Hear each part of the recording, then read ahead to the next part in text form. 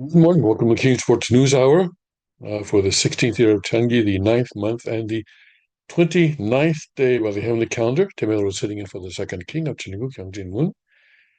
And we are approaching the end of the heavenly calendar month. So I guess that means that if you were to look up in the sky, you might see just a tiny, tiny sliver of the moon, or perhaps none at all.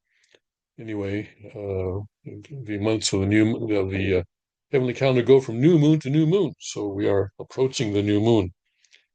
All right, let's see. We have all sorts of things. I guess the good news is that President Trump did not start a new war over the weekend. Venezuela is still there. The UN has approved his plan for Gaza, and what else? Uh, well, those are the two main things that catch my eye. But we have a couple other things. North Korea and the Korean Peninsula situation, and also something about the Sackler family. Sackler family is very interesting. Yeah. Anyway, we'll be getting into all that. But first, let's see. Let's take our stroll around the kingdom right now at Chongpyeong, Tennessee, 37 degrees, partly cloudy. Today, getting up to 62, morning shower in places, otherwise cloudy. Tonight, cloudy with periods of rain and a thunderstorm low of 52. And in father's hometown of Cheongju, North Pyongan Province in North Korea, what is today North Korea, 25 and clear right now, cold and clear today, tonight, I'm sorry, tonight, in the evening time right now, low of 20 degrees tonight, tomorrow plenty of sun, high of 42. At the Cheonryugung Palace in northeast Pennsylvania, mostly cloudy and 32, breezy with sunshine giving way to clouds, high of 45, tonight mostly cloudy with a bit of rain late, low of 32. And then at the Liberty Rock RV Park and Campground in Limestone County, Texas, cloudy and 70.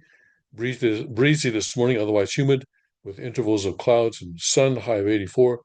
And then tonight becoming cloudy, low of 66.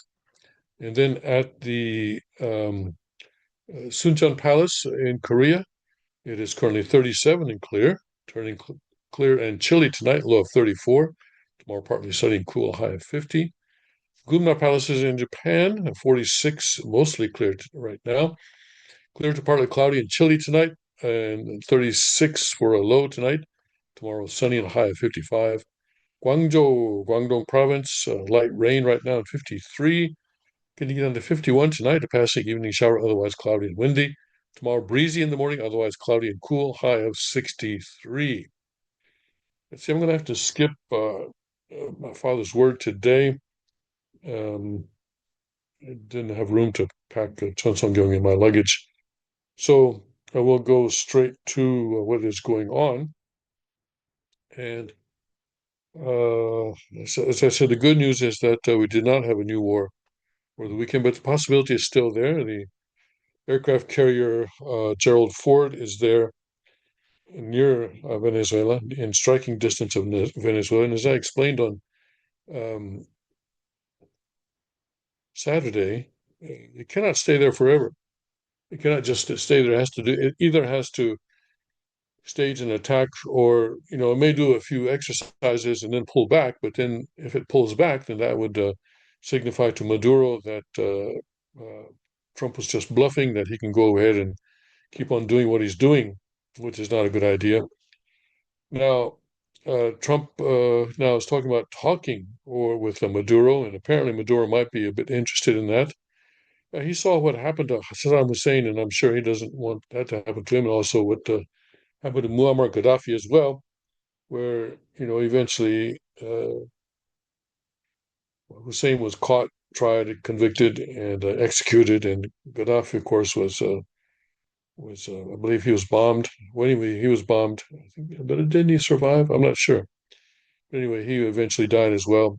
So maybe Maduro does not want to be one of those. So he may agree to talks. Donald Trump on Monday did not rule out military action against Venezuela, despite bringing up a potential diplomatic opening with leader Nicolas Maduro, who has insisted a military buildup and strikes on alleged drug boats near his South American country are designed to push him out of office. Well, I'm glad he got the idea, yes. Trump reiterated that he probably would talk to Maduro, but underscored he is not taking off the table the possibility of military action on Venezuelan territory. Hours later, Maduro said he is open to dialogue with the Trump administration. I don't rule that out. I don't rule out anything, Trump told reporters in the Oval Office a day after he first floated the possibility of having discussions with Maduro. Trump, however, sidestepped questions about whether Maduro could say anything to him that would lead to the U.S. backing off its military show of force. Well, if you were to leave office, sure. If things were to change in Venezuela so that fair elections could be held, I suppose that would keep Trump from attacking. He's done tremendous damage to our country, said Trump, tying Maduro to drugs and migrants coming into the U.S. from Venezuela. He's not been good to the United States, so we'll see what happens. The comments from both leaders deepened the uncertainty about the Trump administration's next steps toward Maduro's government. The U.S. has ratcheted up the pressure in recent days, saying it was expecting to designate as a terrorist organization a cartel it says is led by Maduro and other high-level Venezuelan government officials. The USS Gerald R. Ford and accompanying warships arrived in the Caribbean this weekend, just as the U.S. military announced its latest in a series of strikes against the vessels suspected of transporting drugs. The administration says its actions are a counter-drug operation meant to stop narcotics from flowing to American cities, but some analysts, Venezuelans, and the country's political opposition see them as an escalating pressure tactic against Maduro. The Trump administration has shown it can turn policy on a dime, said Jeff Ramsey, an expert on U.S. policy toward Venezuela, who is a non-resident senior fellow at the Atlantic Council. And the Atlantic Council is very leftist. He pointed to the diplomatic talks the administration held with Iran, right up to the point that the U.S. military targeted Iran's nuclear facilities in June. But Ramsey added the timing of Trump's remarks after Secretary of State Marco Rubio's announcement of the impending terrorist designation of the Cartel de los Soles underscores that the administration does not want to repeat failed attempts at dialogue. They really want to negotiate from a place of strength. And I think the White House is laying out an ultimatum for Maduro, Ramsey said. Either he merges in credible talks about a transition, or the U.S. will have no choice but to escalate.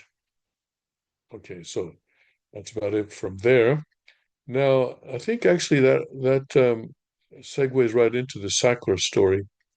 So let's go to that. Where'd I go? Here we go. Now, Sackler, in addition to Maduro doing a lot of harm to the country, the Sackler family, well, they may say they've done a lot of good, but I'm not sure. It seems like the bad also kind of pretty much outweighs the good, whatever good that they have done. Judge to approve $7 billion settlement with OxyContin maker that requires Sackler family members to pay victims. The deal would also require a multi-billionaire family to give up ownership of the Connecticut-based firm. And so a federal bankruptcy court on Friday, court judge on Friday said he would approve OxyContin maker Purdue Pharma's latest deal to settle thousands of lawsuits over the toll of opioids that includes some money for thousands of victims of the epidemic. The deal, overseen by U.S. bankruptcy judge Sean Lane, would require some of the multi-billionaire members of the semi-reclusive Sackler family who own the company to contribute up to $7 billion and give up ownership of the Connecticut-based firm. The new agreement replaces one the U.S. Supreme Court rejected last year, finding it would have improperly protected members of the family against future lawsuits. The judge said he would explain his decision in a hearing on Tuesday. The deal is among the largest in a series of opioid settlements brought by state and local governments against drug makers, wholesalers, and pharmacies that total to about $50 billion.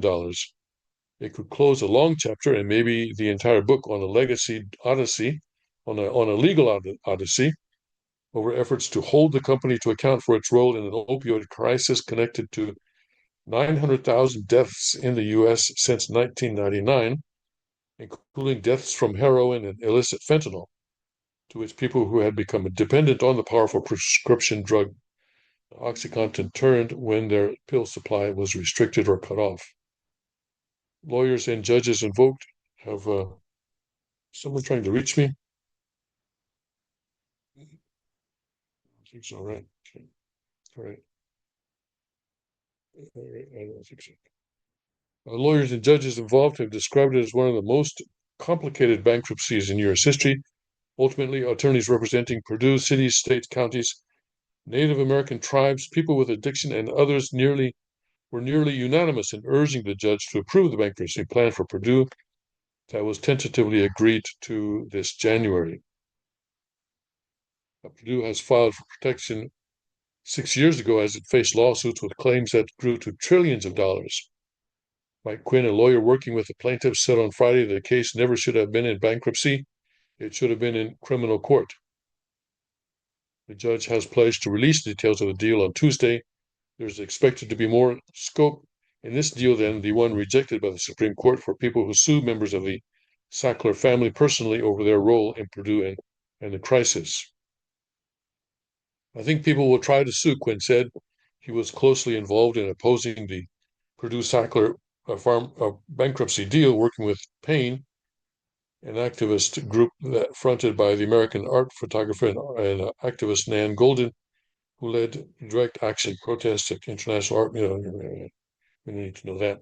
Some of the Sackler family owning the privately held Purdue, which now deceased members of the family grew into a specialist in pain treatment in the early 1990s, became famous philanthropists using the huge profits that their star drug OxyContin generated. But does that uh, diminish their I don't want to say crime, but well, does that diminish the damage that they've done? But their reputation took a dive when investigative journalism and activism exposed the company's expansionist drive to increase prescriptions of the opioid despite growing addiction and deaths across the U.S. Mike Moore, the former Mississippi Attorney General who helped secure the U.S. tobacco settlement and the $20 billion settlement against British Petroleum or BP for the 2010 Deepwater Horizon oil spill, has been a key figure for plaintiffs in the sprawling opioids litigation against Purdue in the U.S. He said about Friday's news, "I'm happy that they have finally come to a conclusion that after years and years of wrangling, we should have gotten this done a long time ago, but it is what it is, not what we wanted when we started this." Moore began legal action against Purdue 20 years ago. In a telephone interview with The Guardian on Friday, he criticized the Sackler family for spending so much time and money fighting the litigation and then Purdue taking the bankruptcy route. Others in the industry came to settlements more quickly. When I first sat down with the Sacklers and the lawyers for Purdue, we thought we could get a resolution and the money would have been paid out 5 years ago, but they decided to go into bankruptcy. Purdue were the worst of all the culprits, Moore said. "I'm glad it's over," he added. Lane, during a hearing in White Plains, New York on Friday, indicated he plans to sign off on Purdue's Chapter 11 plan. The plan is the product of intense work with our creditors through a singular shared focus on delivering as much value as possible to meaningfully address the opioid crisis, Steve Miller, Purdue's board chairman, said in a statement. So that too is dealing with the supply side of the drug problem, isn't it? And not so much the demand side. Although maybe this also has something to do with the demand side because people would get hooked on OxyContin and then eventually they would go to fentanyl, and then China would send the precursor drugs for fentanyl to Mexico, and there would be a process there, and then the cartels, then the criminal cartels would bring it over and distribute it throughout the U.S. And so it's a whole cycle here that is truly destroying the country. Well, in a way not too dissimilar from the way that the British sought to undermine and destroy Chinese society back in the 1840s, which led to the Opium War. So anyway, we'll see what happens with the Sackler family and with so forth, and also with the Maduro uh, and President Trump getting involved in perhaps with Maduro. But with the Venezuela, yeah, I think regime change, of course, is something that probably should have happened a long time ago, and it hasn't. And perhaps now is the time that that is going to happen as well. Okay. All right. Now let's look at the UN Security Council. Yeah, the UN Security Council um, voted in favor of President Trump, some of one of President Trump's ideas. So for that to happen now, of course, let me just get this out of here. For that to happen, the five members of the five uh, uh, permanent members of the Security Council have to vote in favor because they each have a veto. And those five members, of course, include Russia and China, in addition to U.S., France, and the U.K.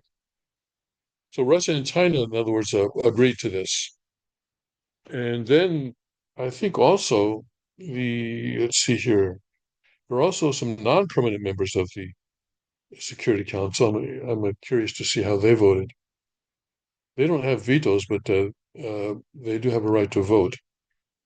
So the UN Security Council on Monday adopted a US-backed resolution to end the Gaza war and to deploy an international stabilization force after Ambassador Mike Waltz urged members to support what he called a bold, pragmatic blueprint born from President Donald Trump's 20-point peace plan. In an address to the Council, Waltz described Gaza as a hell on earth after 2 years of conflict, saying the resolution offered the world a chance to replace rubble where schools once stood with a path to peace. The measure passed 14-0 with two abstentions, including Russia, and was adopted. I see that's what happened. Russia didn't support it, but they didn't veto it, and instead they abstained from the vote. I see. Okay. I see. I understand. Interestingly, that's what happened with the Korean War also. Actually, at that time, Russia was boycotting the Security Council. And that's how the whole UN forces could be born in spite of Stalin being on the other side. Voting yesterday isn't just endorsing a plan, Walt said. It's affirming our shared humanity. A vote against the resolution is a vote to return to war. The plan developed through U.S.-led diplomacy with Qatar, Egypt, Saudi Arabia, and the United Arab Emirates, Turkey, Pakistan, and Indonesia. All of those are Islamic countries, or at least majority Islamic, right? Including Indonesia, which actually has the largest Islamic population, Muslim population in the world, establishes a multinational stabilization force to secure Gaza, oversees demilitarization, and protects civilians as Israel gradually withdraws. Waltz said many of the peacekeepers will come from Muslim majority nations, including Indonesia and Azerbaijan. So, uh, Indonesia and Azerbaijan are going to be paid money for this. But oh man, I hope they do a better job than what happened in Africa, where the UN peacekeeping forces wound up getting involved in child sex trafficking and child sex exploitation. Actually, in other words, they were having sex with children in the countries where they were stationed. So I hope this works out better. And I don't know it will because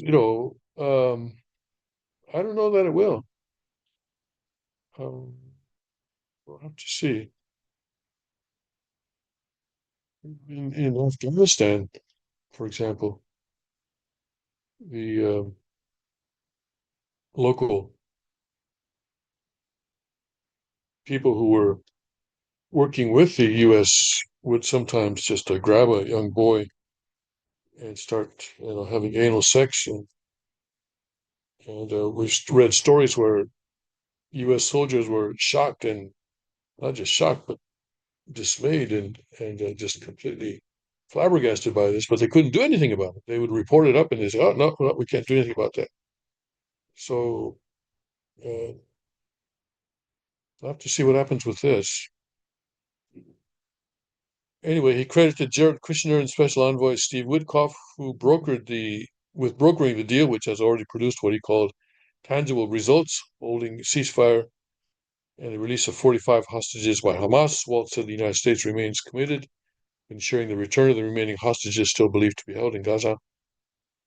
The resolution charts a path for Palestinian self-determination after the Palestinian Authority completes key reforms.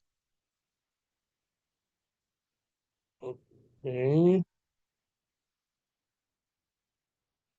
But Netanyahu has already said that he's not going to let the Palestinian Authority take over Gaza. Palestinian Authority, of course, right now has authority over the West Bank. And Netanyahu says, no, no, they are not going to take over Gaza. So what does he mean by key reforms? Okay, well, let's see what happens there. It dismantles Hamas's grip and ensures Gaza rises free from terrorist shadow, prosperous and secure. Oh boy, does that mean nation building? Oh boy. Okay. Following the vote, Waltz thanked council members for what he called a historic and constructive resolution. He said the Board of Peace, which will be led by the president, and that means President Trump, I think, right? Remains the cornerstone of our effort to rebuild Gaza and establish accountable local governance. The board will coordinate humanitarian assistance, oversees reconstruction, and support a technocratic Palestinian committee responsible for day-to-day administration while the Palestinian Authority implements its reforms. Waltz said the stabilization force will dismantle terrorist infrastructure, decommission weapons, and maintain the safety of Palestinian civilians. The path to prosperity requires security first. Waltz said, security is the oxygen that governance and development need to live and thrive. Russia abstained from the vote after circulating a rival draft.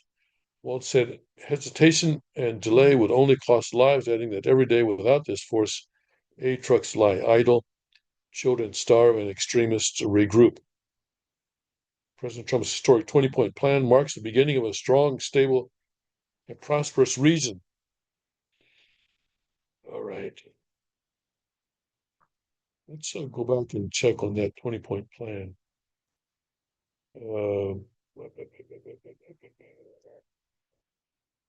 20-point plan for Gaza.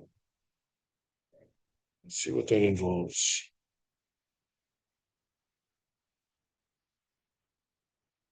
Here's the full text. Okay. Do we need to see the full text? All right, let's go through the full text quickly here. Okay. Gaza will be de-radicalized. Will be a de-radicalized terror-free zone that does not pose a threat to its neighbors. Oh, that's nice. Gaza will be redeveloped for the benefit of the people of Gaza. Okay. If both sides agree to this proposal, the war will immediately end. Israeli forces will withdraw to the agreed-upon line to prepare for a hostage release. During this time, all military operations, including aerial and artillery bombardment, will be suspended, and battle lines will remain frozen until conditions are met for the complete staged withdrawal. Okay. And within 72 hours of Israel publicly accepting this agreement, all hostages, alive and deceased, will be returned. So some of this, okay, like Mike Waltz said, some of the things have already been done. Once all hostages are released, Israel will release 250 life sentence prisoners. Okay, etc. Hamas and members who commit to peaceful coexistence and to decommissioning their weapons will be given amnesty. Members of Hamas who wish to leave Gaza will be provided safe passage to receiving countries. Upon acceptance of this agreement, full aid will be immediately sent into the Gaza Strip. And the minimum aid quantities will be consistent with what was included in the January 19th, 2025 agreement. Regarding humanitarian aid, including water, electricity, sewage, rehabilitation of hospitals and bakeries, and entry of necessary equipment to remove rubble and open roads. Entry of redistribution and aid in the Gaza Strip will proceed. without interference from the two parties, though the United Nations and its agencies and the Red Crescent, in addition to other international institutions not associated in any manner with either party. Opening the Rafah crossing in both directions, I think that's the crossing with Egypt, right? Yeah. Will be subject to the same mechanism implemented after the January 19 agreement. Gaza will be governed under the temporary transitional governance of a technocratic, apolitical Palestinian committee responsible for delivering the day-to-day running of public services and municipal. Let's get some of these ads out of here.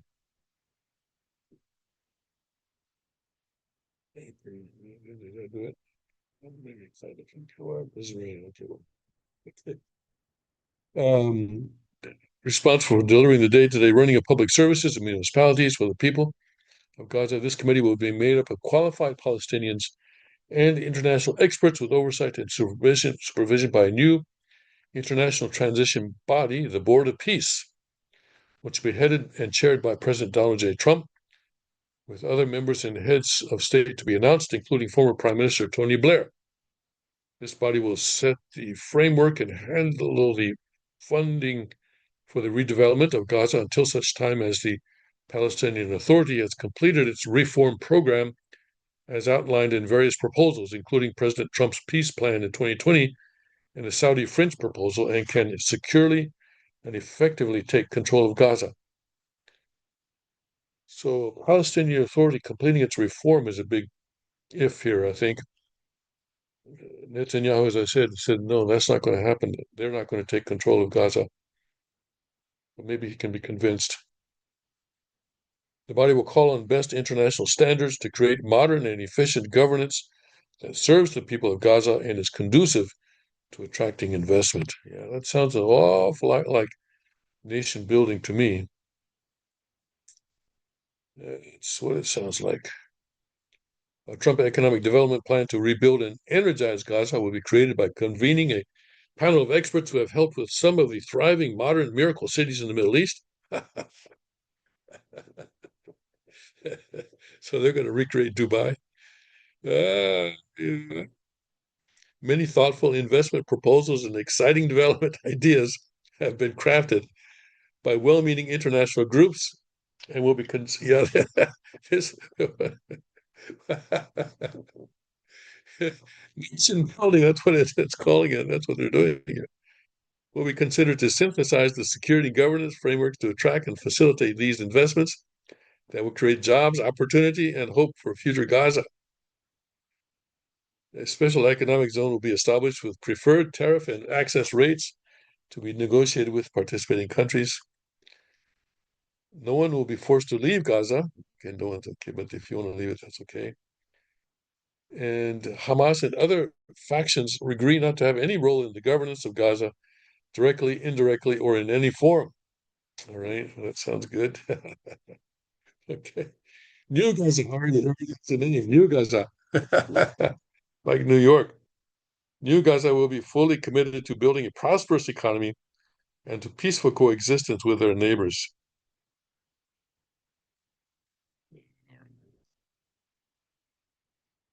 I don't know.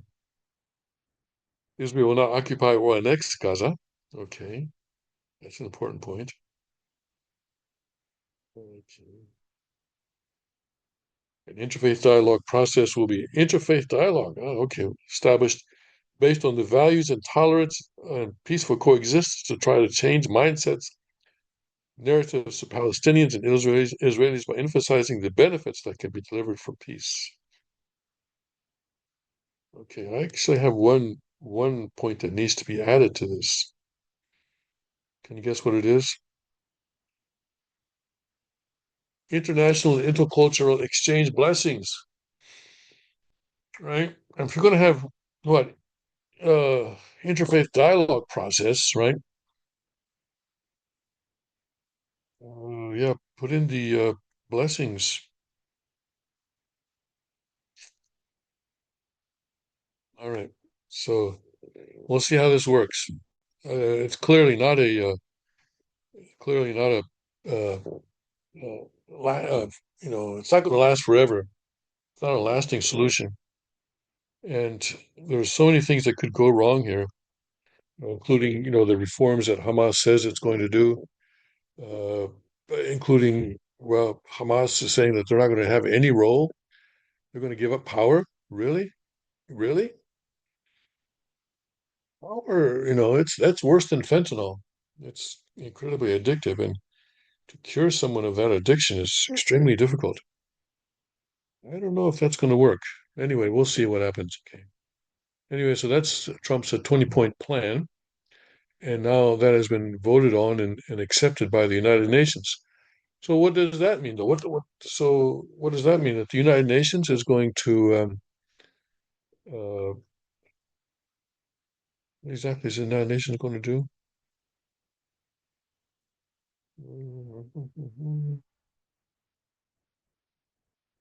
Okay, so the plan developed through establishes a multinational stabilization force. Okay, so the UN is going to send the stabilization force into Gaza to oversee demilitarization and protect civilians as Israel gradually withdraws. Well, protect is a very, I think, vague word here because we know in other situations, UN peacekeeping forces have simply watched. They simply watch. And they don't do anything. They don't protect anybody. They simply watch as things go on. So that I suspect is going to happen here as well. We'll have to see what happens. Okay. All right. All right. In other news, as they say, North Korea is not happy with the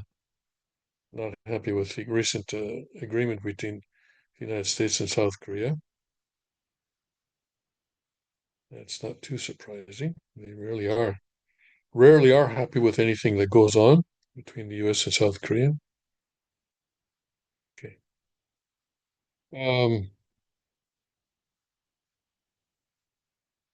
Pyongyang's message aims to check Seoul Beijing thaw, signals move to tighten strategic alignment with China. So North Korea on Tuesday warned it would take more justified and realistic countermeasures against South Korea and the United States, castigating the Allied leaders' summit statement and the annual defense ministers' communique as a confrontational declaration. Okay. So recently, a number of interesting things have been going on in Korea with respect to both North Korea and China. One of the things that has I find shocking,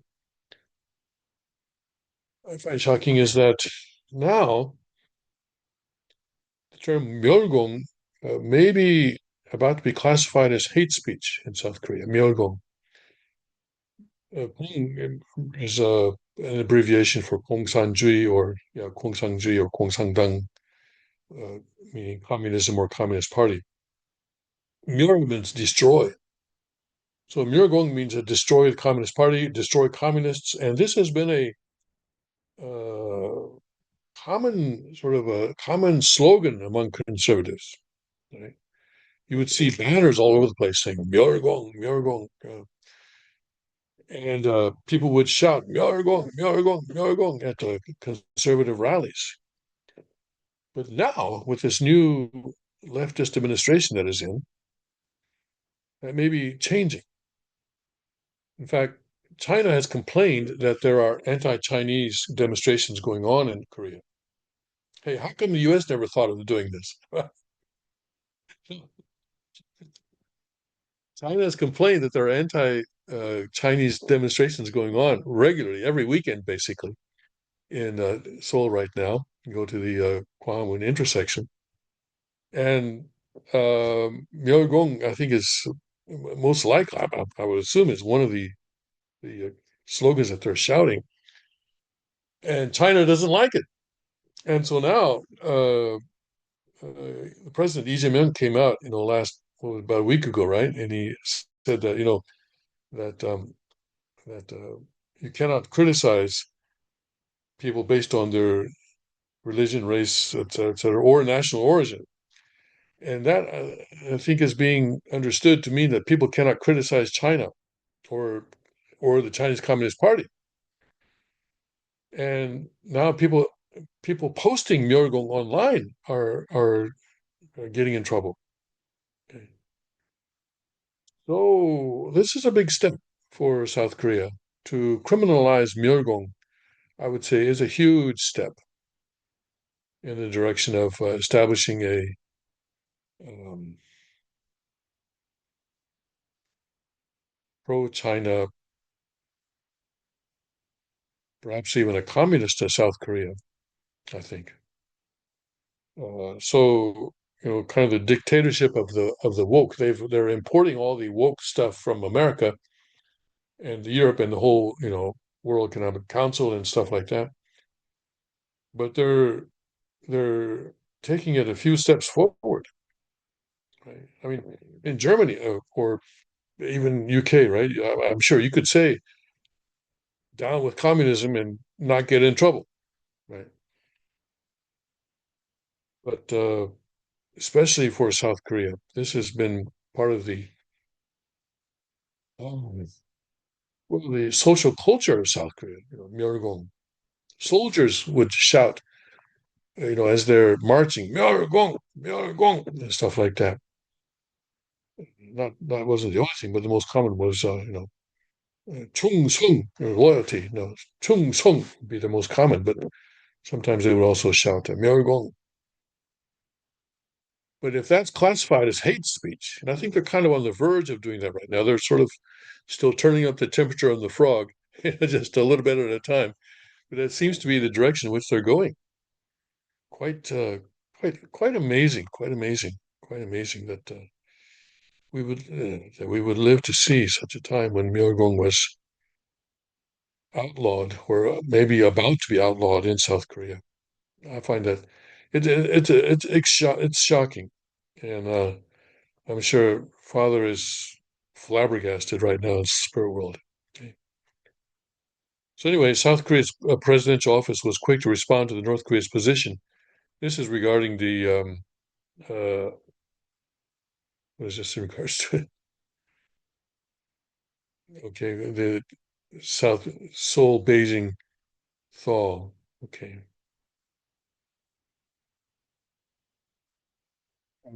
So the criminalizing Myogun would be part of that the thaw, wouldn't it? South Korea has no intentions of hostilities or confrontation toward the North and plans to work consistently to ease tensions and to rebuild trust, the presidential office said in a statement. And the presidential office also said that cooperation with the U.S. is aimed at strengthening national security and to protect South Korea's interests, adding that the allies would continue to cooperate for peace in the region. Pyongyang's warning, delivered through its strictly controlled state media, notably came less than a day after Seoul made a public proposal for military to military talks on Monday afternoon to clarify the military demarcation line and easing tensions along the inter-Korean border. This clarifying the MDL is an interesting situation. Um, so at the end of the Korean War in July 1953, they finally said, okay, wherever the front line is right now, that's it. That's it. That's the line. The front line now is the line. And we're going to call that the military demarcation line. And so what they did was they did not build a fence, they did not build a wall. What they did was put posts at certain intervals along that line. And the posts were, I suppose, probably 2, 3, 4 feet high or something like that. They're literally just regular posts, and they have signs on them that say military demarcation line in English and Korean and perhaps Chinese, because China is also signatory, but probably just two languages. I'm not sure. I would take a look. You can find photographs of these posts online easily. But the problem is that it's been what since '53, a long time, right? Decades, and in the meantime, uh, some of these posts have disappeared. Either they were washed away, by rain.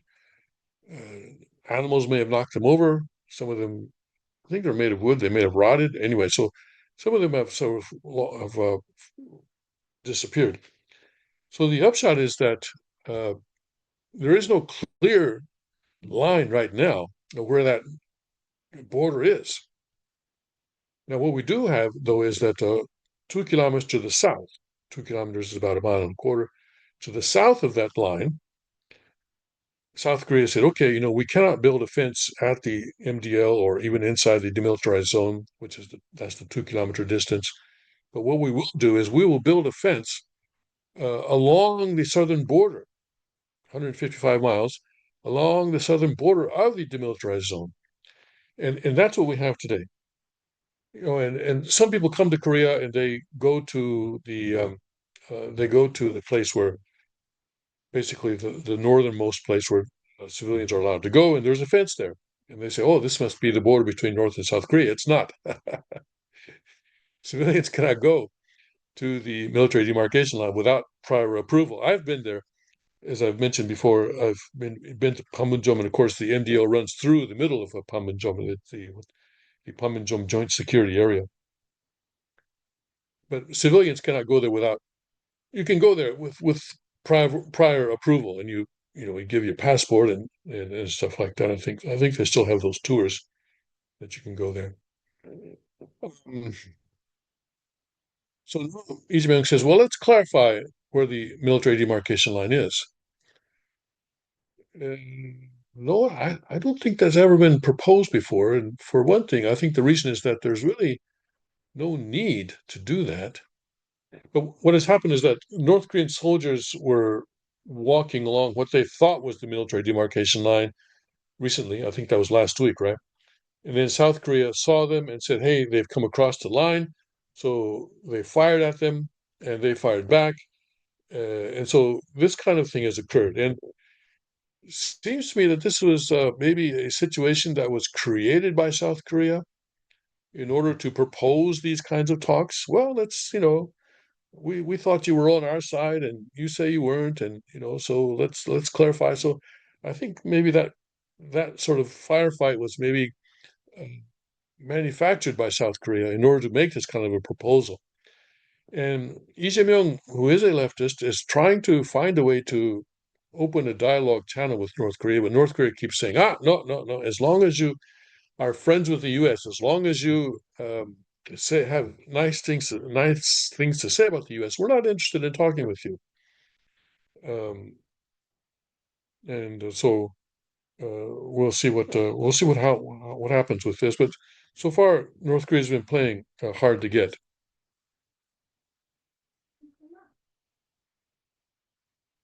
Okay, let's go back to that story. Uh, Taken together, the timing of Pyongyang's statement, coupled with its framing of the Allied documents as justification for bolstering its military posture, is widely seen as signaling a shift toward a harder line rather than engaging with Seoul's overture for de-escalation. And we know that since beginning of the year, North Korea has been saying, "Hey, you know what? No more unification. We're not interested in unification." Analysts expect North Korean leader Kim Jong Un to lay out a more explicit strategy course in the coming months, including the Ninth Party Congress slated for early next year, or it may come in his New Year's message. He traditionally announces a message on the new year, and major policy announcements have been made in that statement in the past. The state run Korean Central News Agency issued a commentary that singled out both the joint fact sheet that followed the Gyeongju summit between South Korea and U.S. leaders on October 29 and the joint statement from the 57th South Korea U.S. Security Consultative Meeting. Both documents were released Friday. In an English language commentary titled Confrontational Declaration of the U.S. ROK Alliance, North Korea framed its own military buildup as justified. U.S. and ROK are openly ignoring the DPRK's legitimate security concern, aggravating regional tension. The ROK and DPRK respectively stand for the official names of we know okay. DPRK will take more justified and realistic countermeasures to defend the sovereignty and security interests of the state and regional peace, corresponding to the fact that the confrontational intention of the U.S. and ROK, that's the usual propaganda okay, that they put out. Okay. All right. KCNA commentary took aim at U.S. South Korea arguments and agreements on tariffs and security laid out in the two documents, including the leaders' reaffirmation of the joint fact sheet of the commitment to North Korea's complete denuclearization. Right. So as long as they keep talking about denuclearization, North Korea is not going to be interested in talking.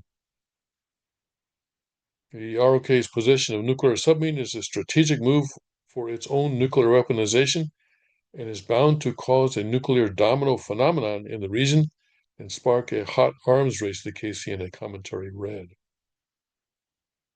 And let's see. But observers noted that the statement used unusually calibrated and restrained language and was issued as a media commentary, a format that sits below an official statement in North Korean hierarchy. Yes, that's true.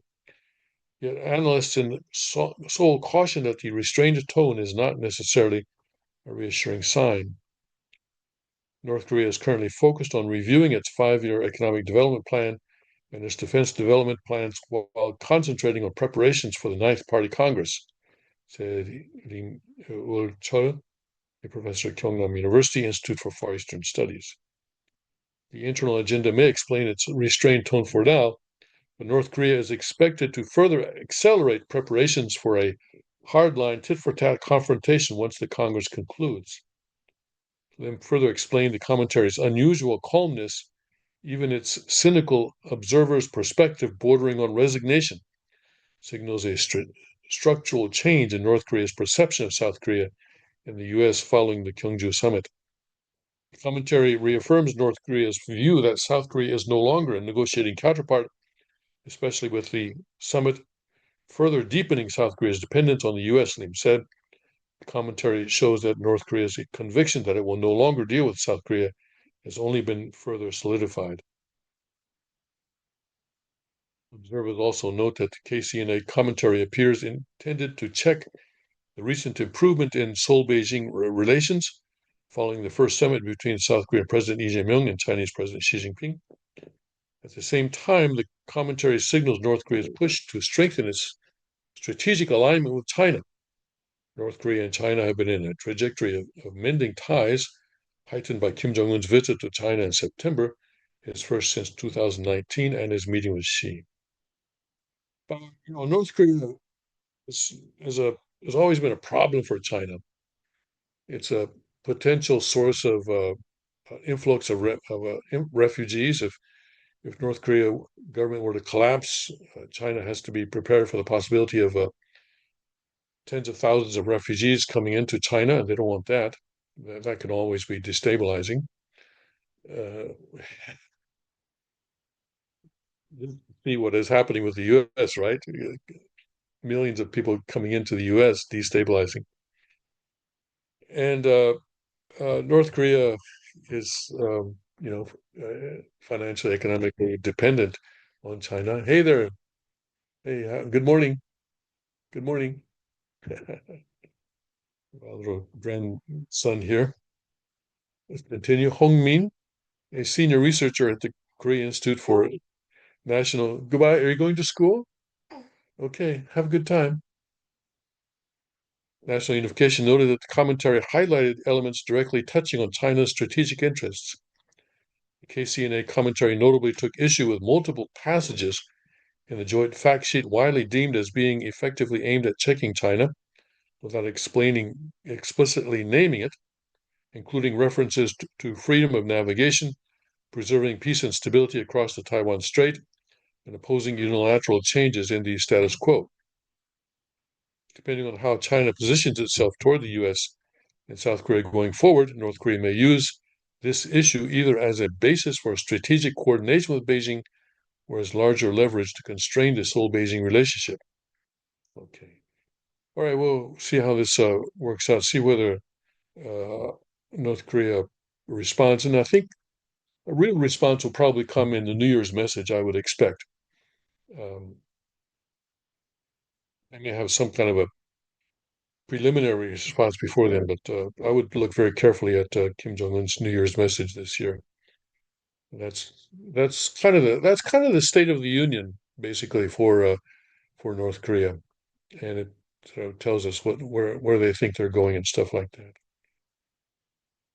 All right. finally, I'm always interested in space, right?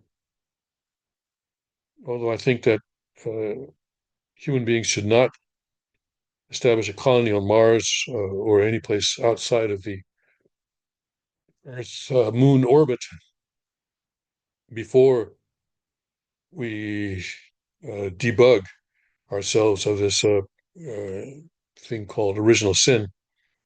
And I would hate to have to read about the first murder committed in space or murder committed outside of Earth. And NASA rover says they spot something on Mars that does not belong there. Uh-huh. And they're saying that this may uh, indicate a ancient civilization or something like that, which I find interesting. But it could also, I mean, they're talking about certain rocks that are there, right?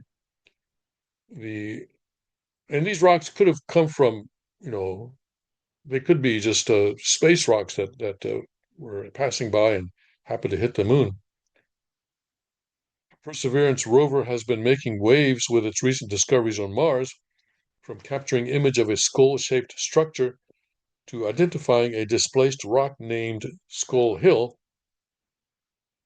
The rover has been unearthing intriguing finds.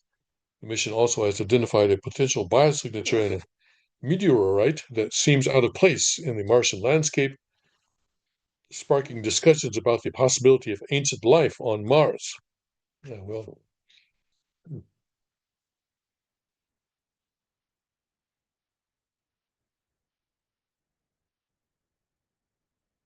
it's interesting. It's interesting.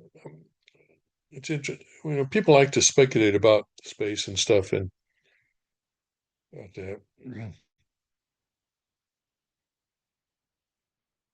so they discovered a meteorite that doesn't fit with the local Martian geology, composed of extraterrestrial iron nickel, was confirmed by the rover's spectrometer, an instrument designed to identify chemical elements in Martian rocks.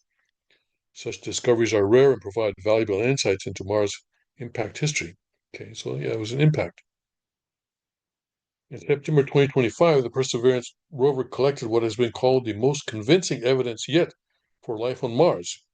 The evidence consists of organic molecules found in ancient sediments within Jericho crater. These molecules could potentially indicate microbial activity billions of years ago.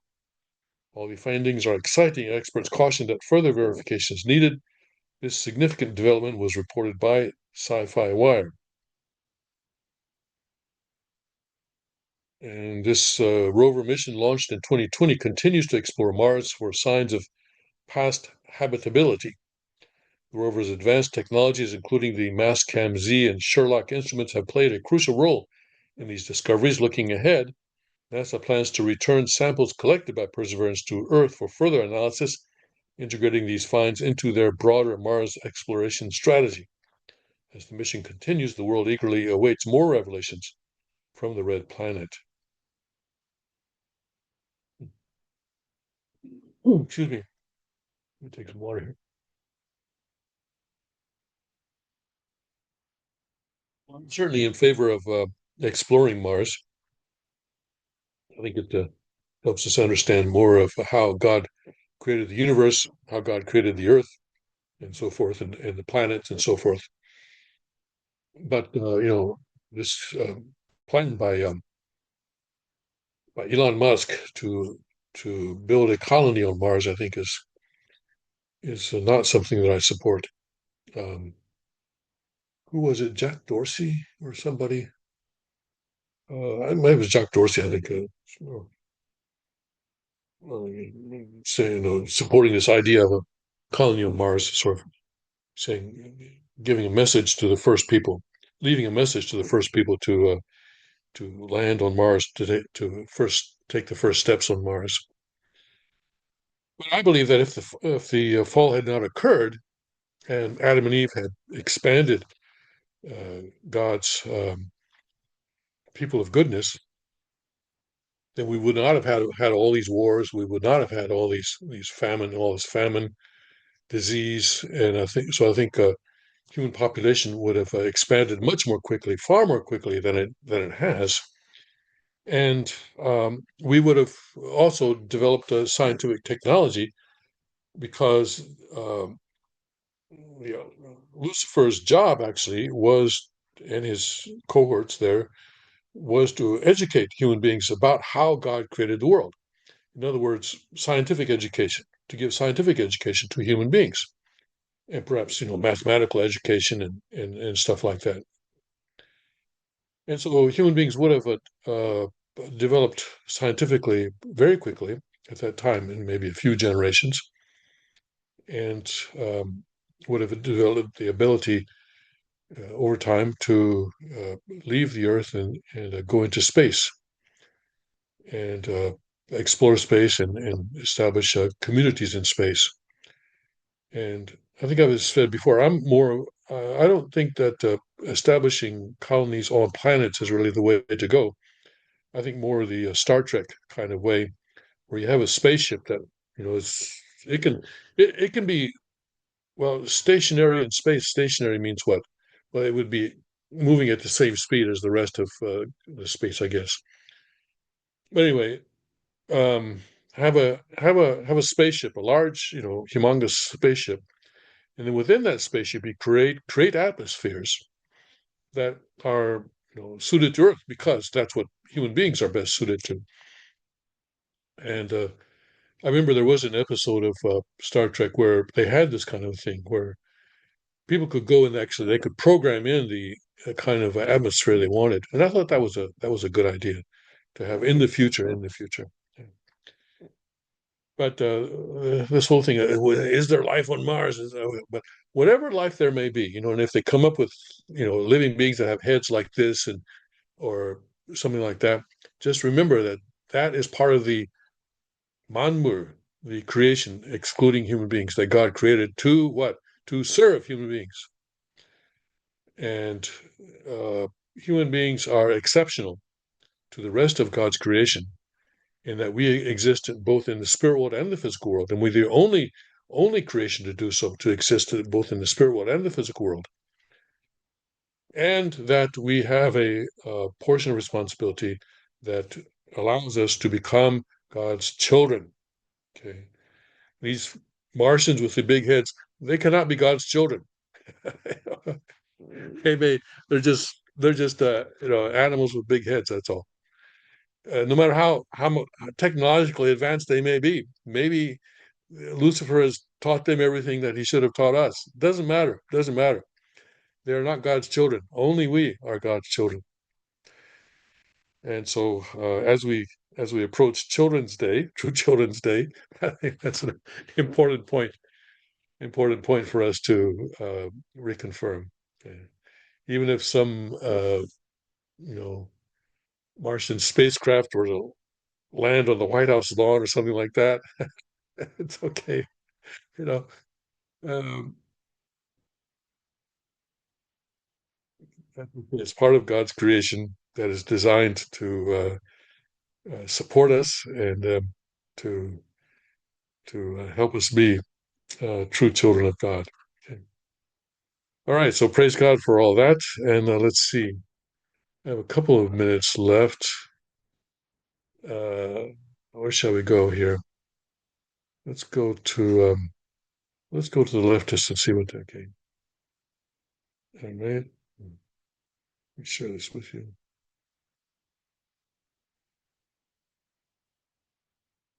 The U.S. has warned others to avoid loans from Chinese state banks, but it's the biggest recipient of all, of course. So how much does U.S. government owe China? 700 billion or something like that. 760 billion. It's down a lot, but it's still a whole bunch. Yes, but yes, avoiding loans from Chinese banks is still a good thing. And let's not feed the beast. All right, let's not feed the bad guys. Let's stay away from them. Suspected Russian drone strikes Turkish tanker in Ukraine's Odessa. Okay, well, that's not good. Turkey is a NATO member, and that could cause problems with NATO. Let's see here. Mark Cuban tried to buy a $140,000 bottle of champagne after the NWA finals, but his black Amex was declined. Can I talk to your manager, please? All right. Well, maybe someone else can buy it now. A new rare earth crisis is brewing as yttrium shortages spread. Okay. And Kremlin reacts to Trump's proposed sanctions on Russia's trade partners. Okay, well, that's about all we have time for today. All right, thank you for joining me. And this week and next, uh, things are a little bit, out of normal, but we'll get back to normal pretty soon. God bless, Godspeed, may His kingdom come quickly.